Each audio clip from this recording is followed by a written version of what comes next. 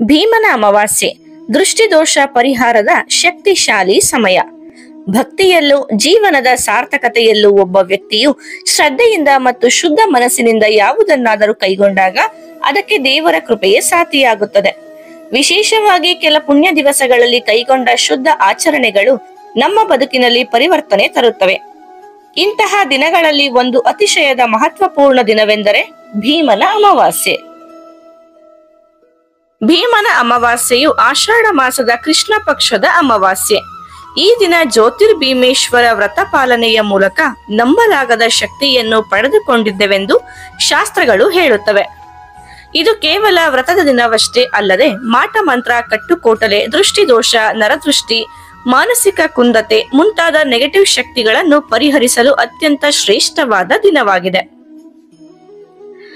ದೃಷ್ಟಿ ದೋಷವೇನು, ಅದು ಹೇಗೆ ಕಾಡುತ್ತದೆ ಎಂಬುದನ್ನು ತಿಳಿಯೋಣ. ಭಾವನೆ, ಆಸೆ, ಅಸೂಯೆ, ಮೋಹ ಇವೆಲ್ಲವೂ ಮಾನವನ ದೃಷ್ಟಿಯಲ್ಲಿ ಮೂಡಬಲ್ಲ ಎಳೆಗಳಾಗಿವೆ. ಕೆಲವರ ಕಣ್ಣುಗಳು ಇತರರ ಯಶಸ್ಸಿಗೆ ಸೈತಾನನಂತೆ ಚುಚ್ಚುತ್ತವೆ. ಅದೇ ದೃಷ್ಟಿದೋಷ. ಕೆಲವೊಮ್ಮೆ ಅಜ್ಞಾನದಿಂದ, ಕೆಲವೊಮ್ಮೆ ಹಿತದ್ವೇಷದಿಂದ, ಕೆಲವೊಮ್ಮೆ ಮಾಟ ಮಂತ್ರದಿಂದ ಈ ದೃಷ್ಟಿದೋಷ ನಮ್ಮ ಬದುಕಿನಲ್ಲಿ ಆರ್ಥಿಕ, ಮಾನಸಿಕ, ಶಾರೀರಿಕ ಸಮಸ್ಯೆಗಳನ್ನು ಉಂಟು ಮಾಡುತ್ತದೆ. ದೃಷ್ಟಿದೋಷ ಅಥವಾ ಮಾಟ ಮಂತ್ರದ ಲಕ್ಷಣಗಳು: ನಿರಂತರ ಅನಾರೋಗ್ಯ, ನಿದ್ರೆ ಸರಿಯಾಗಿ ಬರದಿರುವುದು, ಕಣ್ಣುಗಳ ಸುತ್ತ ಕಪ್ಪು ಬೆಳಕು, ಆಹಾರ ತಿಂದರೂ ಹಸಿವಾಗದಷ್ಟು ದೈಹಿಕ ಸಮಸ್ಯೆಗಳು, ಕನಸುಗಳಲ್ಲಿ ಅಪಾಯದ ಸಂಕೇತಗಳು, ಕಾಗೆ, ಗೂಬೆ, ಬಸ್ಸು, ಪೊಲೀಸು ಇತ್ಯಾದಿ ಕಾಣುವುದು, ಮನಸ್ಸಿನಲ್ಲಿ ಸದಾ ಆತಂಕ, ಚಿಂತೆ, ಭಯ ಕಾಡುವುದು, ಬಿಪಿ ಏರಿಳಿತ, ಎದೆಯಲ್ಲಿ ಒತ್ತಡ, ಬೆಚ್ಚಿ ಎದ್ದು ನಿಲ್ಲುವುದು. ಇವೆಲ್ಲವೂ ಕೇವಲ ದೇಹದ ಲಕ್ಷಣಗಳಷ್ಟೇ ಅಲ್ಲ, ಇವು ವ್ಯಕ್ತಿಯು ದೃಷ್ಟಿಗೆ ತುತ್ತಾಗಿರಬಹುದು ಎಂಬ ಎಚ್ಚರಿಕೆಯ ಗಂಟೆಯೂ ಹೌದು. ಮಾಟ ಮಂತ್ರದ ಪರಿಣಾಮಗಳು: ಮಾಟ ಮಂತ್ರ ಅಥವಾ ಕಟ್ಟುಕೋಟಲೆ ಎನ್ನುವುದು ನಂಬಿಕೆಯ ವಿಷಯವಾಗಿದ್ದರೂ ಹಲವು ಸಂದರ್ಭಗಳಲ್ಲಿ ಕೆಲವರು ನಂಬದೆ ಉಳಿಯಲು ಸಾಧ್ಯವಿಲ್ಲದಷ್ಟು ಪರಿಣಾಮಗಳನ್ನು ಅನುಭವಿಸುತ್ತಾರೆ. ಕೆಲವೊಮ್ಮೆ ವ್ಯಕ್ತಿಯು ಉತ್ತಮ ಉದ್ಯೋಗದಲ್ಲಿದ್ದರೂ ಸಹ ಒಮ್ಮೆ ಈ ಮಾಟ ಮಂತ್ರದ ಪ್ರಭಾವಕ್ಕೆ ಸಿಲುಕಿದರೆ ಆತನ ಜೀವನದ ದಿಕ್ಕೇ ಬದಲಾಗಬಹುದು. ಮನೆಗೆ ಅನಿರೀಕ್ಷಿತ ಸಮಸ್ಯೆಗಳು, ತಲೆನೋವು, ಮಕ್ಕಳಿಗೆ ಅನಾರೋಗ್ಯ, ಹಣಕಾಸು ಕಷ್ಟಗಳು, ಕುಟುಂಬದಲ್ಲಿ ಕಲಹಗಳು ಇವು ಎಲ್ಲ ಈ ಶಕ್ತಿಯ ಪರಿಣಾಮಗಳು ಆಗಿರಬಹುದು. ಭೀಮನ ಅಮಾವಾಸ್ಯೆಯ ದಿನ ಏಕೆ ಶಕ್ತಿಶಾಲಿ ಗೊತ್ತಾ? ಅಮಾವಾಸ್ಯೆಯು ಚಂದ್ರಶಕ್ತಿಯ ಶೂನ್ಯ ದಿನ. ಆದರೆ ಭೀಮನ ಅಮಾವಾಸ್ಯೆ ಅದರಲ್ಲೂ ಶಕ್ತಿಶಾಲಿಯಾದದ್ದು. ಏಕೆಂದರೆ ಈ ದಿನದಲ್ಲಿ ಪಿತೃಗಳು, ಯಕ್ಷರು, ಭೂತ ಪಿಶಾಚಗಳು, ಗಂಧರ್ವಾದಿಗಳು ಇತ್ಯಾದಿ ಶಕ್ತಿಗಳು ನಾಜೂಕಾಗಿ ಪ್ರಭಾವ ಬೀರುತ್ತವೆ. ಈ ದಿನದಲ್ಲೇ ತಪಸ್ಸು, ವ್ರತ, ಹೋಮ, ದಾನ, ತ್ಯಾಗ ಮುಂತಾದವುಗಳನ್ನು ಮಾಡಿದರೆ ಅದರಿಂದ ಸಾಧಾರಣ ದಿನಕ್ಕಿಂತ ಲಕ್ಷಾಂತರ ಪಟ್ಟು ಹೆಚ್ಚು ಫಲ ದೊರೆಯುತ್ತದೆ. ದೃಷ್ಟಿದೋಷ ಪರಿಹಾರಕ್ಕೆ ಭೀಮನ ಅಮಾವಾಸ್ಯೆಯ ದಿನ ಒಂದು ಸರಳ ಪರಿಹಾರವನ್ನ ಮಾಡೋಣ. ಈ ದಿನ ನೀವು ಬಹಳ ಸರಳವಾದ ರೀತಿಯಲ್ಲಿ ದೃಷ್ಟಿದೋಷ ಪರಿಹಾರವನ್ನು ಮಾಡಿಕೊಳ್ಳಬಹುದು. ಯಾವವು ಮಾಟ ಮಂತ್ರ ಅಥವಾ ದೃಷ್ಟಿಯಿಂದ ಬಳಲುತ್ತಿದ್ದಾರೆ ಎಂಬ ಅನುಮಾನವಿದೆಯೋ ಅವರಿಗಾಗಿ ಈ ವಿಧಾನ ಅತ್ಯಂತ ಪರಿಣಾಮಕಾರಿ.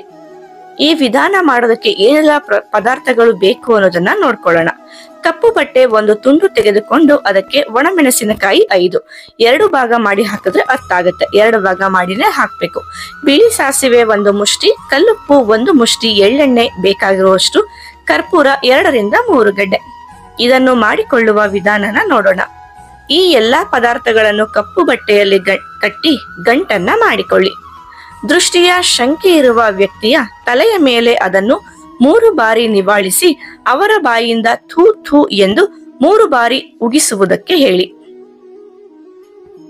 ಮನೆಯ ಹೊರಗಡೆ ಈ ಗಂಟನ್ನು ಇಟ್ಟು ಎಳ್ಳೆಣ್ಣೆ ಮತ್ತು ಕರ್ಪೂರವನ್ನು ಸುರಿದು ಬೆಂಕಿಯನ್ನ ಹಚ್ಚಬೇಕು.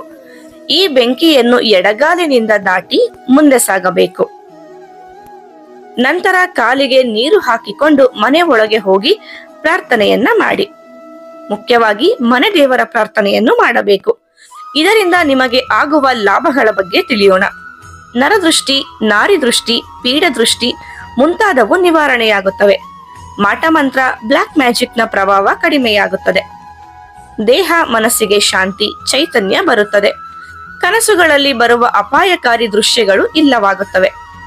ಆರ್ಥಿಕ ಸ್ಥಿತಿ ನಿಧಾನವಾಗಿ ಸುಧಾರಣೆ ಕಾಣುತ್ತದೆ. ದೃಷ್ಟಿದೋಷ ನಿವಾರಣೆ ಸರಳ ಕ್ರಿಯೆಯಿಂದ ಸಾಧ್ಯವಾದರೂ ಮಾನಸಿಕ ಶಕ್ತಿ ಹಾಗೂ ದೇವರ ಭಕ್ತಿ ಬಹಳ ಮುಖ್ಯ. ಈ ದಿನ 1 ನಿಮಿಷ ಉಗುರು ತಿನ್ನುವುದನ್ನು ಬಿಟ್ಟು ದೇವರ ಶರಣಾಗತಿಯನ್ನು ಕೇಳಿಕೊಳ್ಳಿ. ಗುರು, ದೈವ, ಪಿತೃಗಳಿಗೆ ಪ್ರಾರ್ಥನೆಯನ್ನು ಮಾಡಿ. ಈ ಶಕ್ತಿ ನಿಮ್ಮೊಂದಿಗೆ ಇರುವಾಗ ಯಾವ ನೆಗೆಟಿವಿಟಿಯೂ ನಿಮ್ಮನ್ನು ಮುಟ್ಟಲಾರದು. ಭೀಮನ ಅಮಾವಾಸ್ಯೆ ಇದು ಕೇವಲ ಒಂದು ತಿಥಿಯಲ್ಲ. ಇದು ನಾವೆಲ್ಲ ನಮ್ಮ ನಿತ್ಯ ಜೀವನದಲ್ಲಿರುವ ಕಷ್ಟ, ಶಾಪ, ಕಡುಗಾಲಗಳ ಹೊರಹೊಮ್ಮುವ ಒಂದು ದಾರಿ. ಈ ಅಮಾವಾಸ್ಯೆಯಂದು ನೀವು ಈ ಶಕ್ತಿಯ ಪ್ರಭಾವದಿಂದ ಮುಕ್ತರಾಗಲು ಈ ಸರಳ ಪರಿಹಾರವನ್ನು ಮಾಡಿ ದೇವರ ಕೃಪೆ ಪಡೆದು ಬದುಕನ್ನು ಸಾಗಿಸಿಕೊಳ್ಳಿ. ವಿಡಿಯೋ ಇಷ್ಟ ಆದ್ರೆ ವಿಡಿಯೋನ ಶೇರ್ ಮಾಡಿ. ಯಾರೆಲ್ಲ ದೃಷ್ಟಿದೋಷಕ್ಕೆ ಒಳಗಾಗಿರ್ತಾರೆ ಅವ್ರಿಗೆ ವಿಡಿಯೋನ ಶೇರ್ ಮಾಡೋದನ್ನ ಮರಿಬೇಡಿ. ಧನ್ಯವಾದಗಳು.